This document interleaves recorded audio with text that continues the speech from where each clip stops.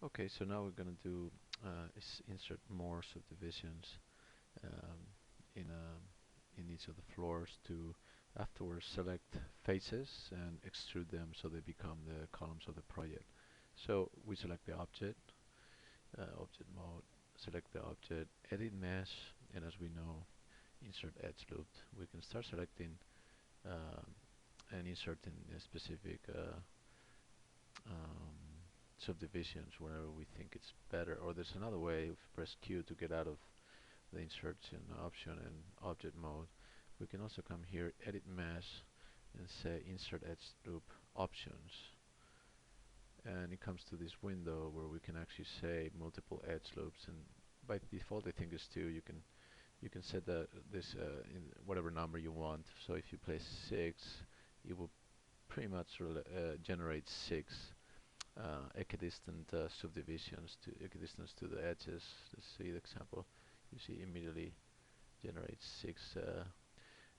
Just make sure that you afterwards change it again, because you may just not need 6 all the time. So just can get in here and just click again in relative distance from edge and close it. Now we can just press Q for selection, right click face, and select the faces that we want to extrude.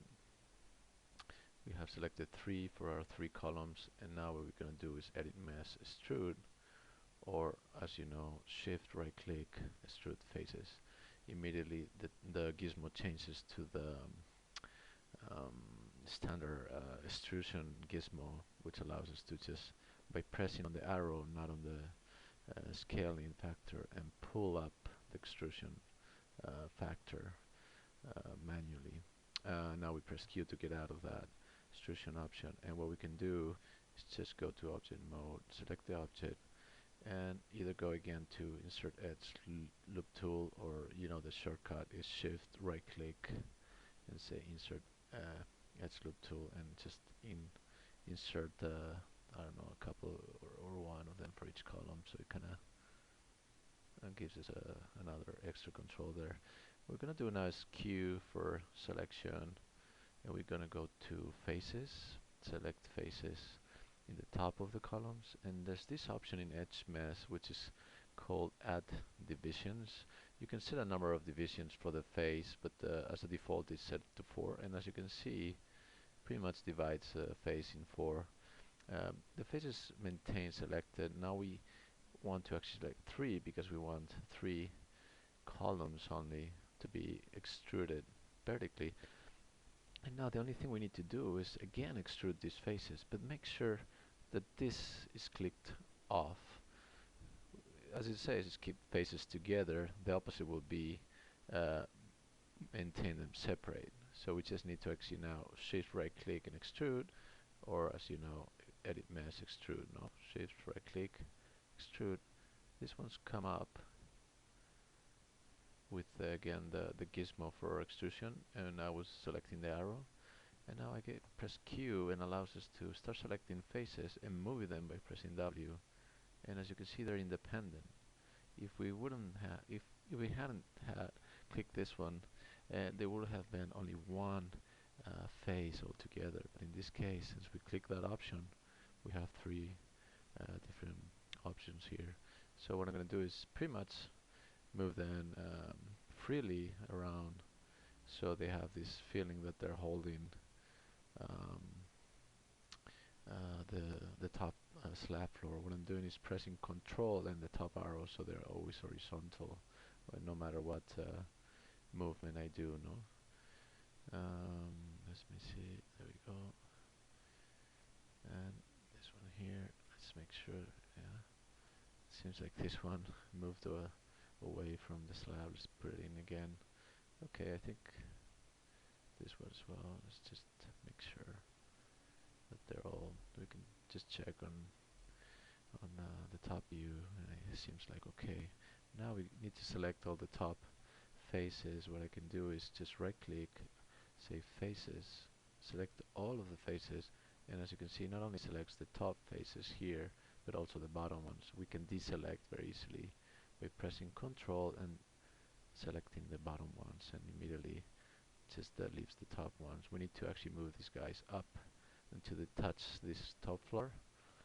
For that we need to go, without clicking the top object, we need to right click on the top object and say vertex, so we can actually still move these guys, but these vertex are on, which means that we can actually snap to the vertex, but only moving this vertex from the lower object.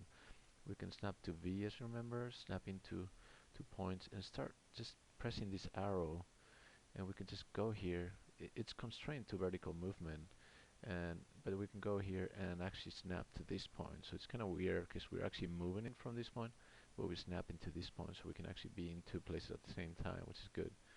We move it there, press the spacebar, and that means they're actually touching. So now the last thing we need to do, and I'll pause it there, is two things. It's in this object, start generating subdivisions so they correspond with the top faces, um, and actually another thing we should have done before is delete the top faces. So let's go to this object, the outliner, and Control H to hide it.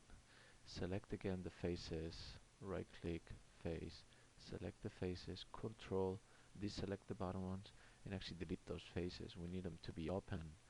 And now we can press this one and Shift H to show that object, and now generate the subdivisions for this top object.